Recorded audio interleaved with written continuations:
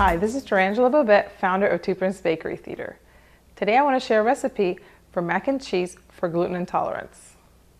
We will begin with 3 cups of uncooked pasta that is gluten-free. I prefer to do the traditional elbow-shaped macaroni, but you can use whichever one you like. And we're going to go ahead and already cook that per package instructions. Next, we're going to need 1 cup of shredded cheese. I prefer sharp cheddar that's already been grated. We're going to need 1 tablespoon of butter, a 1/4 cup of milk, and 1/2 tablespoon of gluten-free flour to make our sauce. We will season the sauce with salt and pepper to taste and a pinch of nutmeg. Set your stovetop to medium heat, and we're going to add our butter now to melt it.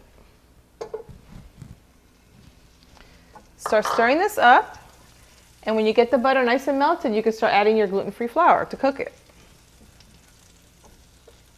Let it go a little bit longer. Be careful not to set it too high because you don't want to burn your butter. It burns really quickly, so just try to have it not too high of a heat. I'm going to add in my gluten-free flour. So get the butter and the flour nicely cooked together and incorporated so you don't get that raw flour taste when you're eating the sauce. And now we're going to add our milk.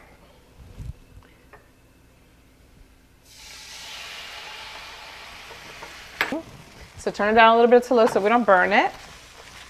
That's going really good. Now we can add our shredded cheese. Continue to stir to incorporate it into a nice sauce. Slowly, and you could fold it all in together.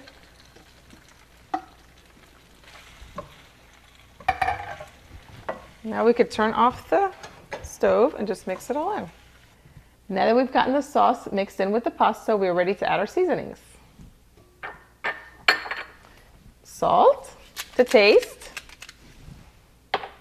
some fresh ground pepper,